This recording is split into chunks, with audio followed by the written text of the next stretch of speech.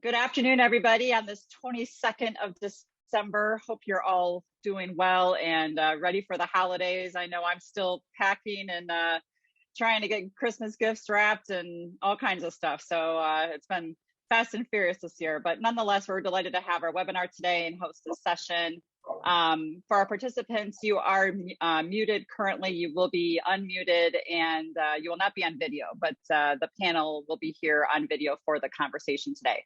So just to kind of set up the format for those who haven't attended a webinar or listened to one in the past, we have a panel of owners on the call. We're going to have them introduce themselves here in a moment and give you some background about themselves and their business. And then we're going to go around in a round robin format where each of you as participants will be able to ask the panel of owners any question you have. We do ask you to keep it to a single question to start with, so we can offer the opportunity for others to have questions as well. And I'm taking notes on who's joining when. So Doug, you're the first one that's joined. You'll be the first one allowed for a question. Then we'll go with Brent, then Mike, then Paul, then Brad. And if others join, we'll have them rotate in as well. So keep it to one question, and as time permits, we'll go around a second time.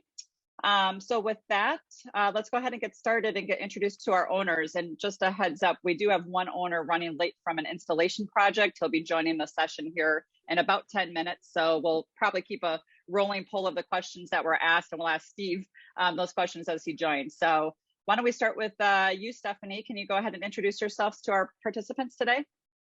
Sure, thank you. My name is Stephanie McEwen, owner with my husband of Signworld Solutions. We are coming up on our 13th year here. Our facility is 7,700 some odd square feet. Can't remember the exact number. We currently have 15 employees. Our projected sales should be about 1.75 million, I hope. I'm got my fingers crossed. We're trying to push that. We should get that finished out this year.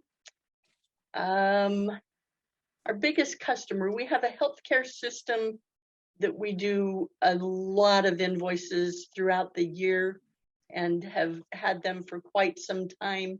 This year, our single invoice biggest would be about 100,000, just barely under that. Background, I was previously a occupational therapist, also had 4 children. We now have 14 grandchildren, and I consider that my first career. This is my second. Perfect. Thank you so much, Stephanie. Go ahead, Jack. Where are you located, Stephanie? I'm sorry. We're in Wake Forest, North Carolina, just barely south of Raleigh. Perfect. Thank you so much. Don. You're muted, Don. That's only because we had dogs barking in the background. So Don Conklin, my wife Teresa, and I own Pinnacle Custom Signs. We're in Beaufort, Georgia, which is a suburb of Atlanta. Been doing it for 10 years. Right now, we're in 12,375 square feet. 20 employees, looking for a couple of more. I think we're going to probably do 3.8 this year. We're going to be really, it's going to be nip and tuck the last couple of days of the year, but I think we'll hit the 3.8. We have several large customers that are national in scope, but we have some storage chains and some dental chains and some fitness chains that we do a lot of business with. And my background, both Teresa and I were in telecom. I was on the customer service side of it. She was on the IT side of it. So. Perfect. Thank you, Don. Jack? I'm Jack Werner. I joined Signworld back in 1995 in Orange County, California. Started 1,100 square feet with 1 employee. Ended up with a staff of 11 working out of 5,000 square feet. I grew to about 1.3 million in sales. I then sold that operation to go into a process to buy out Signworld, the parent company. So I'm now the president owner of Signworld, the corporate office. So when I answer questions today, if it comes from my experience running an operation, I'll speak from that perspective. If it goes more to training and policy and things like that, I'll speak from that perspective. Perfect. Thank you, Jack. And as I mentioned a moment ago, we have another owner who will be joining in a moment to be part of this panel. His name is Steve Cap. He's based in Colorado and he's been in business for just over 3 years, but we'll have him do a quick intro when he joins as well. So with that said, it's time for our participants to ask those questions for our owners on the call today. Doug, as I mentioned in the intro, you're the first to join. So if you can go ahead and take yourself off of mute and go ahead with your first question, please. Thanks for having me this afternoon. Yeah, the first time I dialed in, I was even earlier in the learning process. I didn't really have any questions, but after we spoke last week, I've got a few questions. I've done a bit of market research. I'm going to be down toward Don's way because I grew up in North Georgia in Gainesville, so I'll be down about 30 minutes away from you for the Christmas. So thanks for your service too. I see the medals on your wall back there. I had a quick question for you. So, like I said, doing a little bit of market research, and at a couple of websites, Ibis World was one of them. The industry was projected to go down this year and next year by at least say 12%. I know Don, you already kind of talked about your numbers, but I mean, how did that affect each of you in your stores this year from that projection? I mean, did you see that, or did you actually grow from last year to this year? Great question, especially in light of COVID and everything that's happened. So Stephanie, talk about the pandemic, how it impacted your business and what you see as the future projections for the industry. We have been very fortunate. We had growth both years that the pandemic was going on, and continues to be so. I think that dare I say this, it's easy to kind of say, oh dear, I can't do this, and not expect to grow. But we were essential, and it was very obvious we were, and we were willing to work to do that. And it was hard work, but half of us worked from home for a little while and half worked here. We made it work out, and our customers needed us desperately. We provide solutions for them so that they can get noticed, so they can be successful. And we did that, and we were rewarded by growth. Perfect. Thank you, Stephanie. Dan, actually, I don't know if you can see this, Jean, but Dan has his hand up. So Dan, go ahead and chime in there. Sorry, I might have done that on accident. Oh, okay. Sorry. Okay, Don, go ahead. I won't raise my hand this time. Okay, so no, we've grown in the last 2 years. I don't know where the 12% decrease in signs has come from. If you look around the world, there's a bunch of signs that are out there that were never there 2 years ago. They're the ones that say social distancing, the ones that say stay back 5 feet, and businesses are still opening. And, we've seen a growth. All of our friends have seen growth. Our businesses around here have seen growth. So, I mean, we've grown 10% year over year for the last couple of years. And we continue to see that. So I don't see signage is pretty much a recession-proof business, because when there is a recession, you actually need more advertising and more signage to advertise your business. So in my 10 years, I haven't seen any real economic impact that would cause business to go down. I've seen it go up more than I've seen it go down. But COVID has not been an issue to us, as Stephanie was saying. Thank you, Don. Jack? I pulled up your research document you had there real quick. I only had a minute to look at it in the time here, but it's talking more about some of the franchise operations that are more the retail, the banner shop, taking care of the neighborhood, the small local businesses. While they do some B2B work, they're too distracted with the consumer products. And in today's world, that has been challenged a bit, but we're finding Signworld owners as we go through their reporting their numbers, and that they're all busy. They're all inundated with projects. We really don't see that in the segment of the market that we're trying to go after.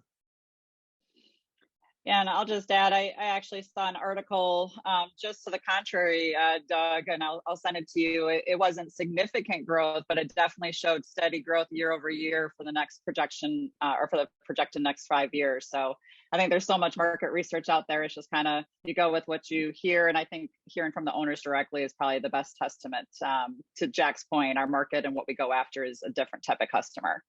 I also know Dan had a great statistic that I heard him share recently, and I saw it myself as I looked up it further and just looking at the number of new businesses that have applied to start their business in 2021 is even higher than it was in 2019, a significant increase. So there's more businesses being established in 2021 than there has been in the past. So lots of opportunity. Let's go to our next participant with their question. Brent, if you can take yourself off of mute and go ahead with your first question, please.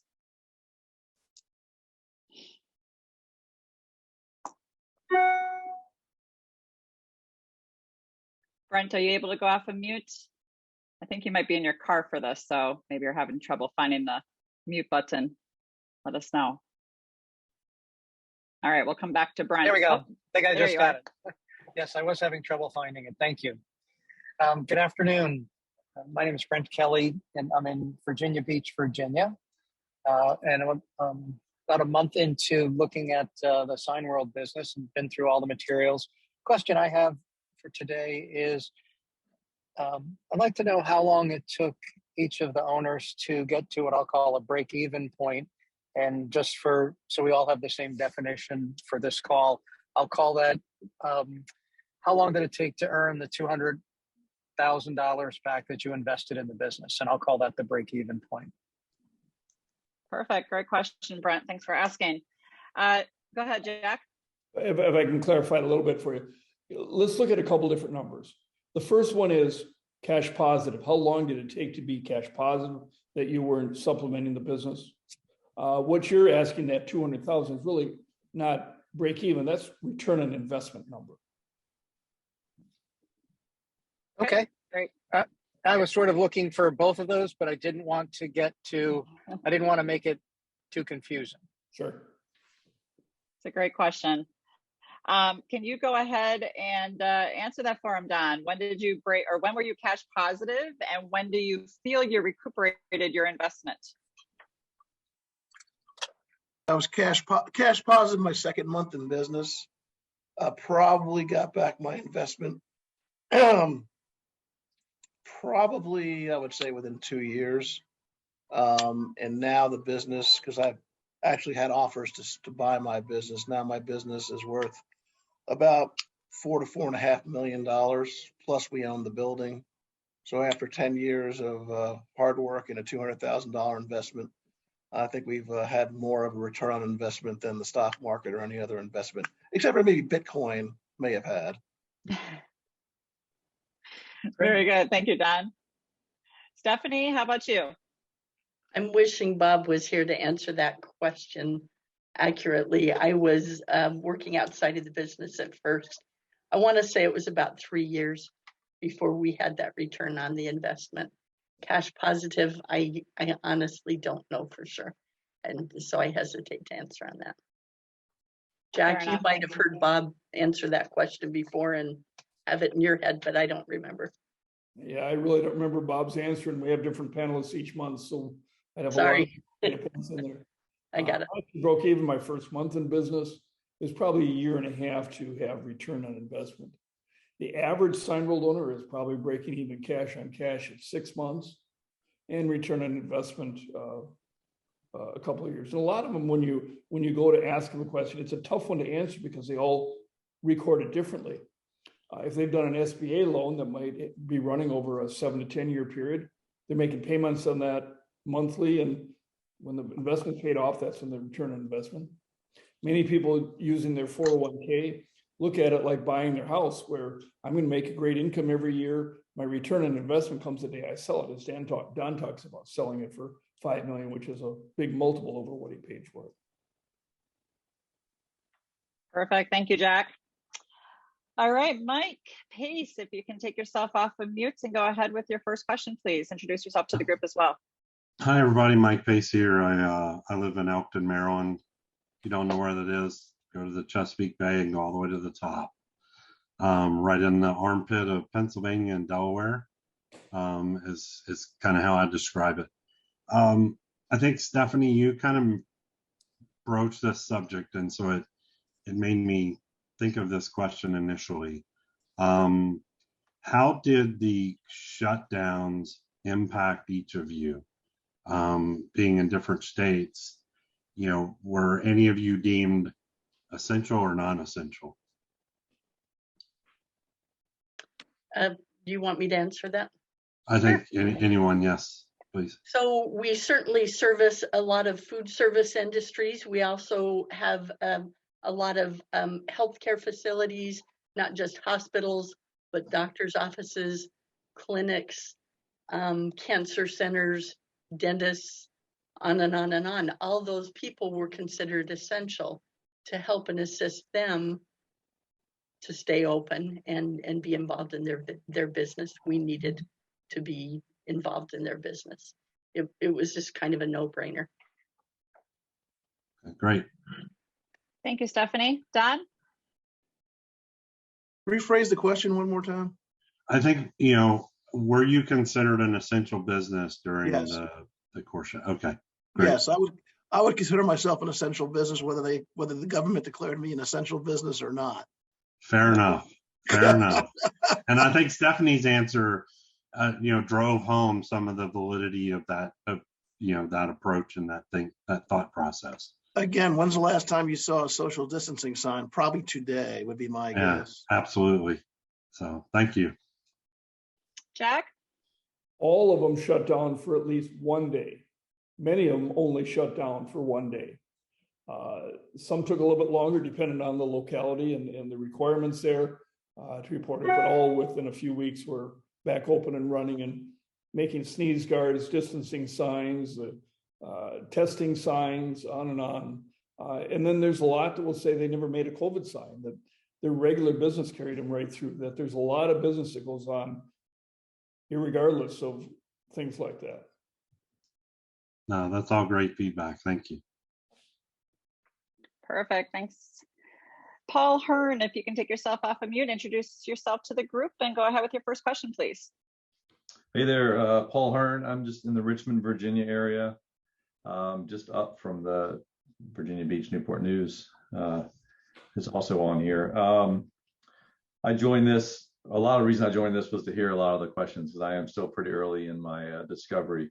But both of you have been in business for quite a while, so this may be a little tougher to answer. But for someone like me who is considering and in discovery, what do you see as the biggest challenge or the biggest hurdle that I would probably see in my first, say, 6 months of opening a business? Great question. And although Stephanie and Bob, that's a long time ago for you, you watch other owners starting their business today and very active in the network. So maybe you can share it from your observations as well. But Stephanie, let's start with you. What do you think was your initial challenge that you had in your first 6 months of business? And what do you see today in today's world? Has it changed? It would have been nice if I had started 2 or 3 businesses and then started this one, so I would have understood some basics. There was a lot to learn, and just getting a good accountant, getting a good phone system, on and on and on. There is a lot to learn. The single biggest challenge for us, I think, was pricing. And it continues to be a challenge as we see our vendor prices change. That's always something you really have to stay on top of. And we've tried hard to do that. We've learned a lot, and we would be better at that if we were starting today.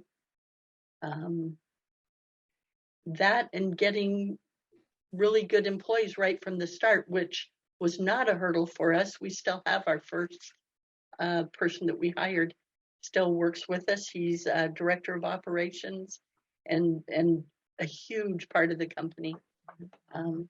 But those are challenges, getting someone to help you for most people. Awesome. And then just learning as much as you can, as fast as you can. Very good. Thank you, Stephanie. Don? I would say that the first 2 years is going to be tough. I call it the 2 years of hell. People have heard me say that before.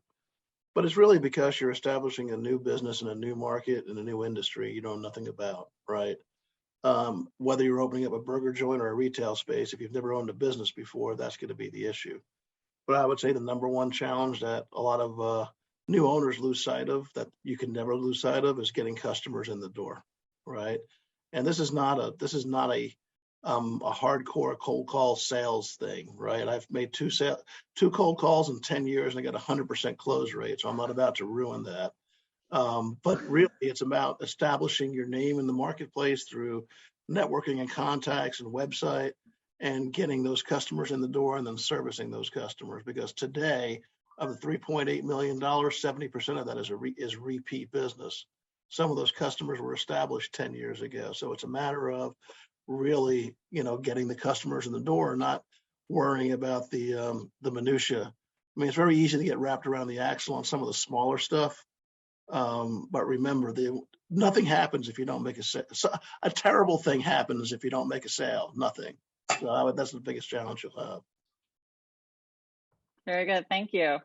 Jack, we'll go to you, and Steve will come to you in a moment. I see you joined, so just give us a second. Jack, you want to go ahead and answer that question quick? I think there's a couple different ways you can look at it. One is, as Steph talked about, the business side of it. If you've never hired employees before, hiring and managing is a challenge. If you want to understand QuickBooks as a small business person, the accounting can be a challenge. If you haven't had customer interface before, getting in front of customers, not, as Don said, not cold calling, hard selling, but consulting with them, that can be a challenge. On the other side of it, it's getting customers. And then once you get customers, it's managing and juggling these projects and building the processes to handle all the projects. So the good news is that it's a fun business and every day is different. And you'll never know it all. You never need to know it all. The beauty of the organization is the others are willing to help you with the parts of it that you don't know. Very good. Thank you, Jack. All right, we have our fourth owner who just was able to join in. Steve, if you can go ahead and perhaps introduce yourself to our participants and give us a little bit of a background about you. And then we have a few questions that have been asked. We'll ask you those answers after you do your introduction. Okay, thanks. Can you hear me okay? Sure can. Okay, good. Well, I'm Steve Kapp. I'm owner of Denver Signs and Graphics. I'm located in Castle Rock, Colorado. I'm south of the Denver area, about 35 minutes. So I service most of the Denver area and all the way down to Colorado Springs. But we also have a national footprint because we do service other nationwide customers too. So been in business now going on 4 years. We'll be starting our 5th year in April. And can't even believe it's been that long because it's gone by too fast. I have a facility of about 4,000 square feet. We do a lot of the manufacturing for signs there. And I have a staff right now of 5 people, and we're growing, and we've been, just to show that, I've been working on a site here today, so we've been busy. So did I miss anything, Jeannie? Your background. Oh, I started out in, I was director of IT for a major IT company. I was director of operations over there, and been servicing mostly government contracts. And I was retired in 2016 at the tender age of 54, and so I got into this as a second career because it would just appeal to my sense of the hands-on, can-do kind of thing. And I always wanted to own my own business, so the two things just kind of came together at the right time. Very good. Thank you, Steve. So if I may, Steve, I'm going to ask you the questions that have already been asked, just so the participants can get another perspective on their question, and then we'll go on to our next participant for the next question. So the first one asked was the industry outlook. There's some reports out there that show that the sign industry might be regressing. There's other reports showing that it's going in a positive direction. How do you feel the industry is going? And maybe also share how COVID may have impacted your business last year. Did you still grow year over year, or did you have a decline? I did shrink slightly during COVID, during the shutdown year. So 2020, I was about $15,000 off of what I'd done the year before. Not too bad. But this year has been a banner year. We're on track to do almost $300,000 more than we did last year. So we're doing pretty good, and I'm real pleased with the guys and what they've done to be successful at it. As far as the industry is concerned, I have seen no let up throughout the entire year. There are people out there who want signs, and quite honestly, we've been drinking from the fire hose almost the entire year, just trying to keep up with the pace of business. Very good. Thank you, Steve. The second question was more around the financials. So if you can think back to when you first started, do you remember when you became cash positive? And when do you also believe you recuperated your initial investment? So the $200,000 that you invested into your operation, when do you think you broke even on that, if you can remember? Yeah, so we were I would say cash neutral in about 4 months, and then we were making money at about 5 to 6 months, and it's been an upward climb ever since. What was the other question, Jeannie? I'm sorry. Do you remember when you recuperated your return on the investment? Well, that's kind of a tough question to answer because we're, still invested. I mean, this is my retirement. So everything that I've invested in the business, I have not taken back out, like against the Benz plan that we took the business out of yet. So, and I'm not pressured to really do that right now. It doesn't really make sense to plunk a bunch of money down on that right now. So we're keeping the money invested in the business. We're growing it, and the hope is that when we get to a point where we want to sell the business, that investment will be recouped at the time that we sell it. So you haven't pulled the money out in addition to your other profits, is what you're saying? No, just making dinner on the table. That's it right now. Very good. The next question, did your business consider itself essential and stay open during the COVID pandemic, or did you shut down? No, we did stay open. We were considered essential. At the time, we were doing some major projects with construction companies in the local area. All the construction companies were all considered essential, so we kind of just tagged along with them, and did other business as things started to open up. There's a lot of banners, the chloroplast signs, the lawn signs, things like that, advertised that restaurants were open and that they had deliveries and things like that. So we got a lot of inflow because we were open during the pandemic. So worked out pretty well for us. Very good. The last question that's been already asked was, what was your biggest challenge that you had in your business in the first 6 months?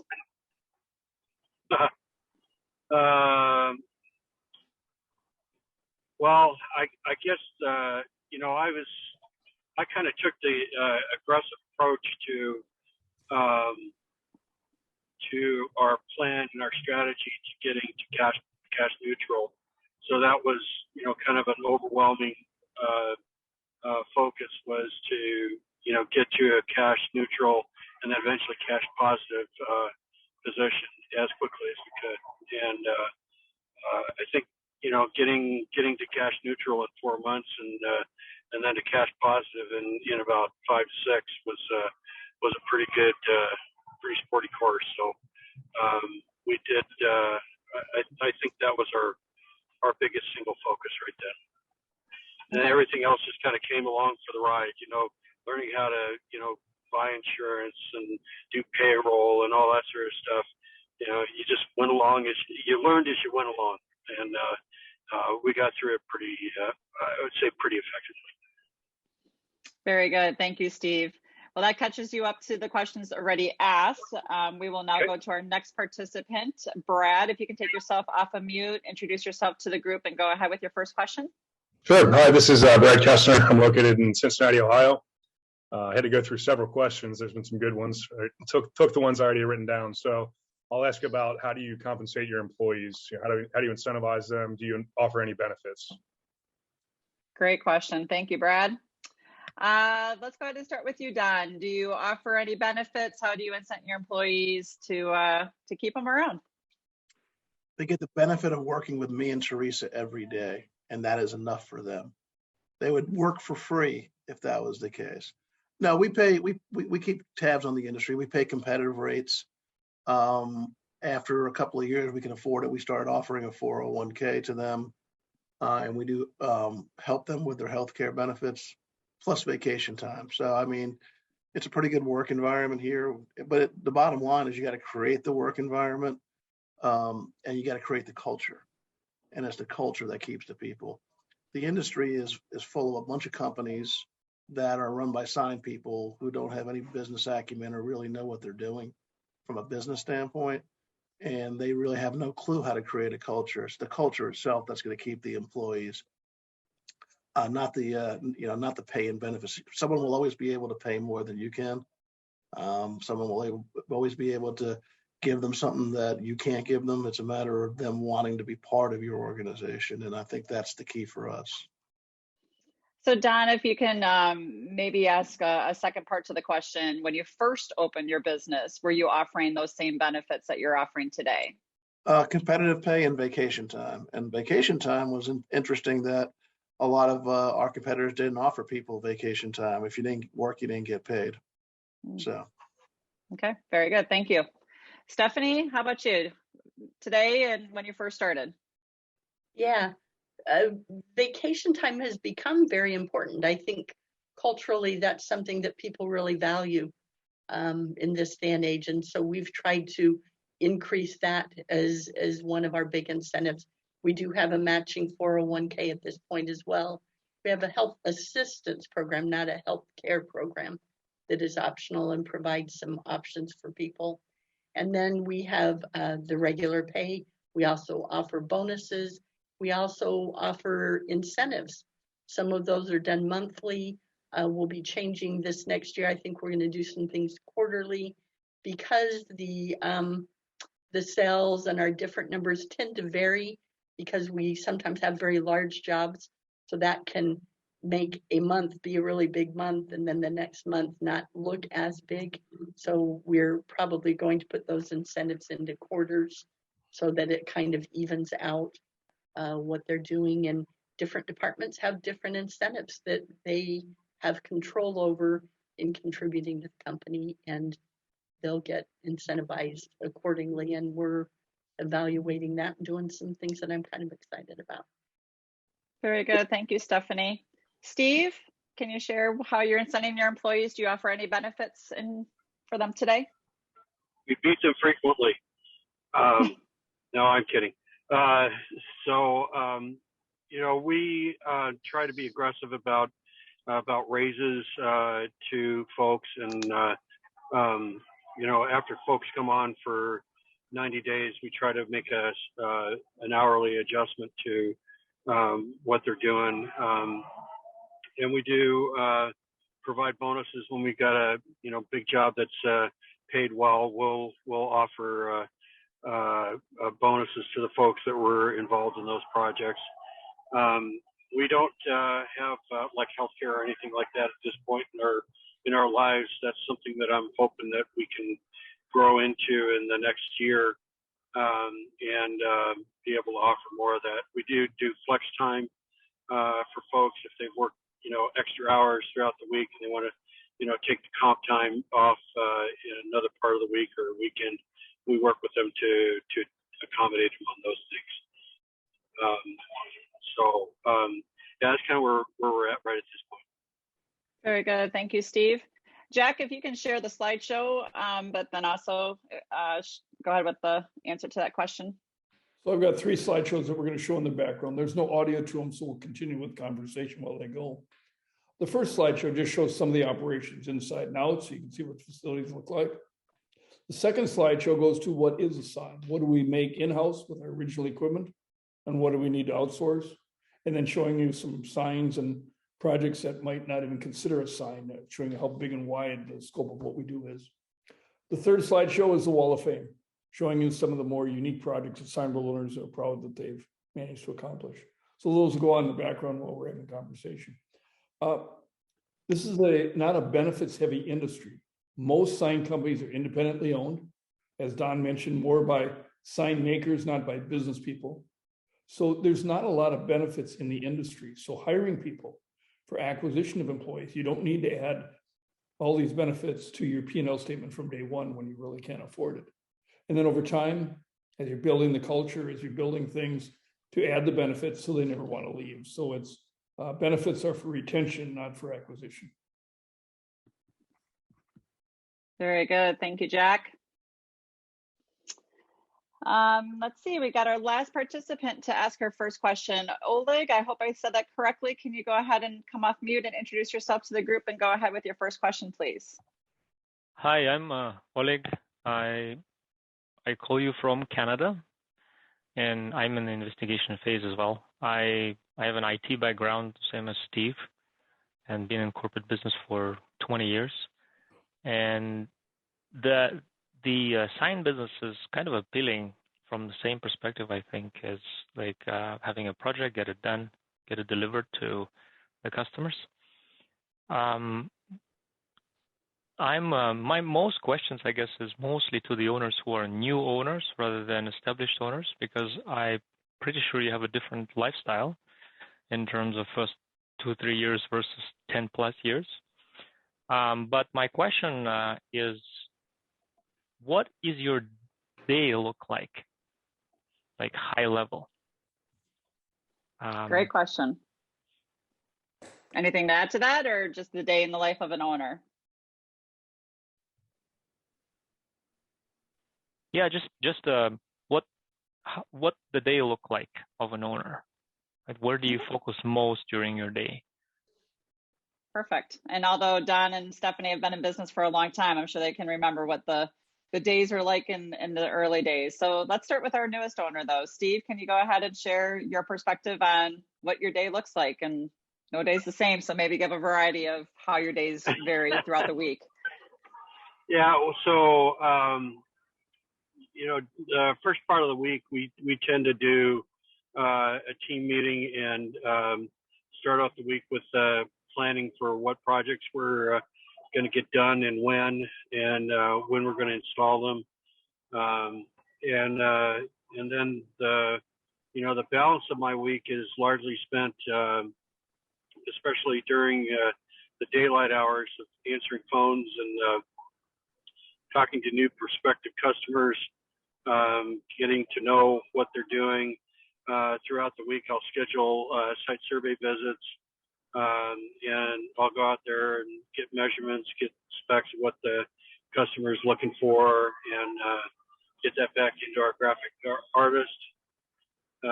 He puts that through the mill, and then I get that back over to the customer as quickly as we can. I have a project manager that also does a lot of that, and also services our national customer in the same way. And then, the balance of the week is running the business. Evenings, late nights are spent looking at the books and making sure things are getting paid and that people are paying us promptly. By the end of the week, it's been a long, exhausting week, and we're ready for a little bit of a celebration that we had a good one, hopefully. Very good. Thank you, Steve. Stephanie, can you think back to the early days and what your role as the owner was in the business? I know you joined after Bob, but just kind of provide an overview of what you feel was the key tasks and things that were accomplished during the week. Okay. So we've always kind of started with a quick stand-up meeting with everyone so that we're kind of all on the same page and we know, we've got a good direction in what we're following. You're talking about when I very first began, I didn't have EOS meetings, but I now have a couple of EOS meetings a week in different areas and working on organizing that. Working with customers, either calling and emailing and following up or going out and meeting them on site was a common kind of thing. There were administrative responsibilities in that, reaching out to people that we could hire, looking at insurance contracts and the paperwork that went with that. It could have been insurance certificate of occupancy or of insurance type things. There were just a lot of just running a business kind of stuff. Initially, I was doing bills and receiving payments as well, so that was part of the day. And then there was usually at least 2 or 3 networking events that were quite often early in the morning, around lunchtime or in the evening, to stop in and visit with people and say hi to them and just be seen and get to know people in the community. Very good. Thank you, Stephanie. Don? Well, I tried to wipe that out of my memory, but our first couple of years, I spent most of my time doing networking meeting and trying to establish the company's name in the marketplace. I probably did 6 to 8 networking meetings a week. And I'd be out there, I'd be going to meet customers, I'd be going to do everything sales related. That was my job, was to bring stuff in the door. And that, it spent a lot of time doing that. Over time, we've had other people take up some sales roles and things like that.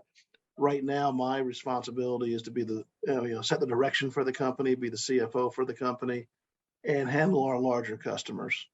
So the ones that have been established for years that I kind of manage through and get their new orders and things like that. So have evolved. I haven't been to a network meeting in 5 years because we've gotten past that point of establishing ourselves in the marketplace. But yeah, the first 2 or 3 years is really out there, establishing yourself, trying to get as much business in the door as you can so you can prove yourself to the local community. Very good. Thank you, Don. Jack? If you're starting the business with yourself and one sign maker, that sign maker is there to do the production, to make the signs. You're there for 2 roles, one to manage the business, the other to drive the business, to get the customers. So you're probably 75% in driving the business, the other 25% managing the business. You're probably in the office half the day. You're probably out of the office half the day on either networking events or meeting with customers. Of the half a day you're in the office, probably half of that is customer involvement, either setting appointments, writing quotes, writing up invoices, and the other half, the in-house part of the day, is other administration of the business. You're having your staff meeting every day to make sure the staff is on task, and then you're out on 2 or 3 appointments back in the afternoon. In the beginning, you're doing more building relationships, and long term, you're doing more, as Don talked about, nurturing the relationships, meeting with those top customers repeatedly, because you've got ongoing projects going on all the time, and making sure those big customers never want to go elsewhere. Very good. Thank you, Jack. All right, we went through the rotation once for our participants. We'll go around a second time for those that may have a second question to ask. Doug, would you like to go ahead and take yourself off of mute and share if you have a second question for the group? Sure thing. Yeah, initially I forgot to tell everybody I was in the Northeast Philly, Lower Bucks area, but that's where I am right now. And I know this is sort of driven by what you found works for you, but for the owners, what out of your initial equipment, what was the first piece of equipment that you actually wanted to buy for yourself, and what drove that decision? Obviously business, but was it something that you wanted to do to build a better mousetrap, or was your business driving that decision to buy that piece of equipment? Very good. Don, do you remember the initial equipment package aside? What was the next piece of equipment you purchased and why? Yeah, the next thing we bought was a small table router that could make ADA signs as well. And we did that because the lead time to get ADA signs and things like that to our customers from our subcontractor was getting longer and longer. So we just took control of our lead times in-house and took care of that. So that was the first piece of equipment we bought. And every other time we bought a piece of equipment to bring production in-house or installations in-house, it was based upon customer decisions. You know, is it taking too long for us to deliver to the customer, and therefore we should do it ourselves? So that always drives our decisions. Very good. Stephanie? I'm gonna sound like I'm copying Don. Was that a gravograph you bought, Don? The first piece of Yes, equipment? ma'am. Yeah, that was our first two, and it was driven by how much work we were doing and having a subcontractor do it. You start looking at that and saying, you know, I can pay this guy this amount of money, or I can do it ourselves and be more profitable. And so we were driven by that to do it and continue to do things the same way. If it'll help us do it faster, more accurate, better quality than anybody else, we're gonna get the equipment, we're gonna bring it in and do it ourselves. Stephanie, can you share when you brought that piece of equipment in? Oh dear. Remember? A long time ago. Second year business, third year? 4.5 years, something like that. Okay, I perfect. wouldn't be real quick to do it. I think some people make me nervous when I see them buying big pieces of equipment early. You need to have the customer base, and yes, you can grow it, but I'd like to already have that in existence. It's risky. I've bought equipment from people because they did it too soon. Very good. Thank you, Stephanie. Steve, have you bought anything outside of the initial equipment package yet? And if so, what and when? Oh, heck yeah. I bought a whole business 6 months in from a gentleman who was retiring under an asset sale. So I bought his customer list, and then I bought also his equipment. And a couple of the big items that we bought then was a laser cutter, and then we added a paint booth to our operation. We started doing our own dimensional letters and started painting all in shop rather than outsourcing it. We also got into the ADA sign market with laser, and that was big for us. And then in our second year, actually the year before the pandemic, we purchased a CNC router, and that actually kind of helped us because we were able to do some other jobs outside of strict sign making where customers were needing things cut on the CNC. But so we were able to augment the business a little bit with the equipment. But it also gave us the ability to do, full sheet custom routing right there on the spot. So we could do a lot of ADA signage, on a 4x8 sheet size of work rather than having to do it on a 24x36 inch sheet of work. So today we use it kind of as a blend of both. If we got high volume and we need to, get stuff done quickly, we'll go to the CNC. If we have a smaller job, we'll go to the laser and do it that way. So we've added quite a bit of equipment since we started, and it's been worth it. Very good. Thank you, Steve. Jack? Knowing that you have a roster of manufacturers that will make all those unusual things for you. We have some sign rollers that never buy any more equipment. They'd rather just outsource it. The ones that have brought in more equipment have done it really more to control the process or the timeline, but it doesn't necessarily make the business any different because we have these manufacturers that can make the usual things. So you're going to determine later on, a couple of years in the business, what direction to go, whether add more equipment or keep it lean and simpler. Very good. Thank you, Jack. So I'm just realizing we got about 10 minutes left and we haven't yet gone through the whole group twice. So maybe I'll just open this up and ask our participants if you have a burning question that you'd like to ask. Go ahead and either raise your hand or come off of mute and we'll see who goes ahead with the question first. Go ahead, Paul. You're quick. Awesome. I actually had asked Jeannie this, I guess it was yesterday on our call. How much time, effort, or dollars have you spent on, and for you folks in the business longer, it's obviously probably going to be more, but how much have you spent time and money wise on maintenance of things that have broken? Great equipment question. wise, since we're on equipment.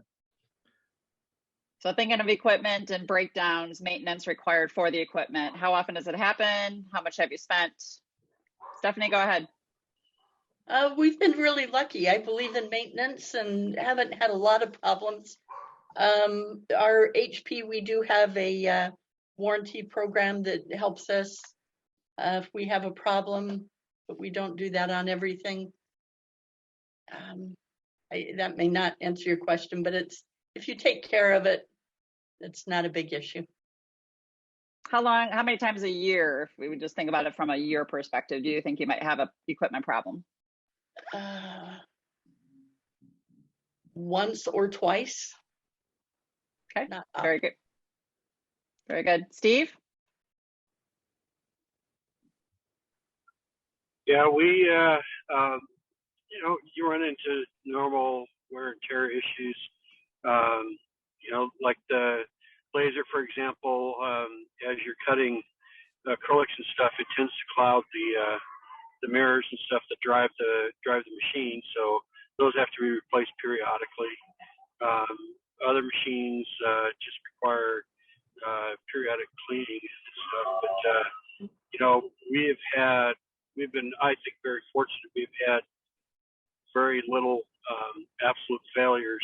Probably the worst failure we've had was when we had a head strike on our UV printer, and that kept us out for 4 months on that machine, just waiting for parts to come in from Japan.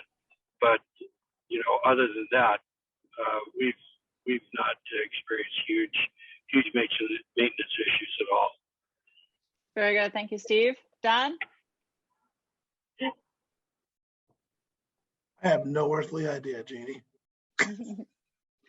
So thinking back to the early days when you just had a plotter, laminator, do you remember them breaking down much? No, they don't break down that much. My people take care of that for me. I mean, HP is a good warranty program, so there's really not a whole lot of issue. I mean, some laminators last for 25 years or strong pieces of equipment. So yeah, we have no issues with most of our machinery. So it hasn't really been that big of a deal. But seriously, my folks run those machines, and if there was an issue with the machines breaking down, us having a problem with them, I certainly would know. And I haven't heard anything in a couple of years, either that or they're just not telling me and spending the money anyhow. So. All right. So you've been in operations for over 10 years. Same with you, Stephanie. How long has your initial printer lasted you, if you can think back? Oh, mine lasted for 3 years before I upgraded it, but I sold it to someone else. It could have lasted 6, 7, 8 years. I mean, they're pretty strong pieces of equipment, quite frankly. Okay. Stephanie? I completely agree with that. We just recently sold our initial printer and still made, I think, $500 on it. I was surprised. We used it for cutting for years and years. The recommended equipment is tops. I would listen very seriously to their recommendations and not go outside of that. Thank you, Stephanie. Jack, anything to add? There's really not a lot of repair work if you maintain it. Most of the repairs are honestly operator error caused. And in many cases, another Signworld owner will produce for you if you haven't go out because they are hoping for the same thing. So nobody's ever out of business. Very good. Thank you, Jack. I see one more participant with a raised hand, so we'll go ahead and make his question the last one. Brent Kelly, if you can take yourself off mute and go ahead with your question. Sure. My question's about marketing when you started your business, and everybody talked about networking. So I want to say not the networking side, but what is does your marketing plan? How would you describe your marketing plan? And is there a standard offer? I'll call it like, and I'll use Geico. Geico's 15%. Will save you 15% or more. So is there something like that? Yeah, go ahead. Like a marketing strategy? Yes. Yeah. And what did you do online? Yeah, I'll leave it at that. So Stephanie and Don, you started a long time ago when the websites didn't necessarily drive a lot of traffic to you. So maybe kind of think about what it's like today for your marketing strategy and how you're acquiring customers and what kind of programs you have. So we'll start with Steve first, since you're the newest owner, Steve. Can you go ahead and answer that question first? Well, probably the big thing that I've noticed is to make sure that your presence is known. And I do most of my stuff on the internet. 95% of my business comes off the internet. But in order to make your presence known, you have to have the right kind of strategy for how you manage your website, how you manage your Google names. A lot of this SEO management kind of thing has to be done and done well in order for you to survive in the internet space anymore. So, taglines and things like that, they're fine and everything, but if people don't know you or can't find you or don't find you first on the internet, then taglines don't matter very much. I've kind of found that, a lot of these other advertising schemes where you put an ad in a magazine that you end up paying like $700 and they guarantee it's going to get to 3,000 people and stuff like that, don't generate leads for your business. If you're well marketed on the internet, I've found it, and you've got a good SEO management company, I've found it's more than worth the expense and is effective. Very good. Thank you, Steve. Stephanie, how are you doing marketing today? And do you use any kind of unique programs? We are evaluating and we'll be jumping into some new things. We are by and large repeat and referral. Reputation is everything, and it's our best way of doing business. Do we get stuff from the internet? For sure. Could we do better? Absolutely. Very good. Well, you built your business when the websites weren't as common, so it's a little different there. How about you, Don? How much do you rely on your internet and how are you marketing? 70% of our business is repeat. 15% is referrals from repeat, and the other 15% is off the internet, which, $4 million is still $700,000 roughly. But what I would tell you is what Stephanie says is reputation, right? Is if you deliver on what you say you're going to do, that word of mouth will be the marketing within the community out there. Wise man once told me that let no customer be a dead end. I continue to use that philosophy from that standpoint. But really, most of our marketing dollars gets poured into the internet and SEO and things like that, so we can get found on the internet. I mean, there's a custom sign business. You don't have no inventory. It's not like you're going to go pull a channel letter sign off the rack and sell it. So you can't give a 15% discount or this, that, the other thing. But I will tell you that our guarantee to our customer is that we promise to give you what you want, when you want it, at the price we all agreed upon. And that's the guarantee that we make to our people. And that kind of goes a long way. It's in all of our signature lines and things like that. So just delivering on the promise and making the promises seems to be the biggest thing for us from a marketing standpoint. Thank you, Don. Jack? As they talked about, you're going to do some networking temporarily to drive the business initially while the website really builds up. But the networking is a temporary fix, not a long-term fix. By the end of the first year, 70, 80% of your new leads are coming from your website. And Brent, it's unlike Geico. Insurance is really a commodity. Telling from one insurance company to another, they're trying to sell on price, and that's not what we're doing. So it's not giving a discount. It's showing up on time, delivering the quote effectively, delivering the project on time, on spec. That's what shows you apart, and you're going to charge more than the competition because of that. Very good. Thank you, Jack. Well, we are at the top of the hour, and I do want to be mindful of our owners' time. So first off, a heartfelt thank you to Don, Steve, and Stephanie for joining today and sharing your perspectives and your insights. We really appreciate you doing so. Our participants, thank you for joining in and investing this hour to learn more about Signworld. We look forward to the continued conversations with you to identify if this is the right fit for the next chapter in your lives. And to everyone, wishing you a wonderful holiday season. Thank you all for tuning in today.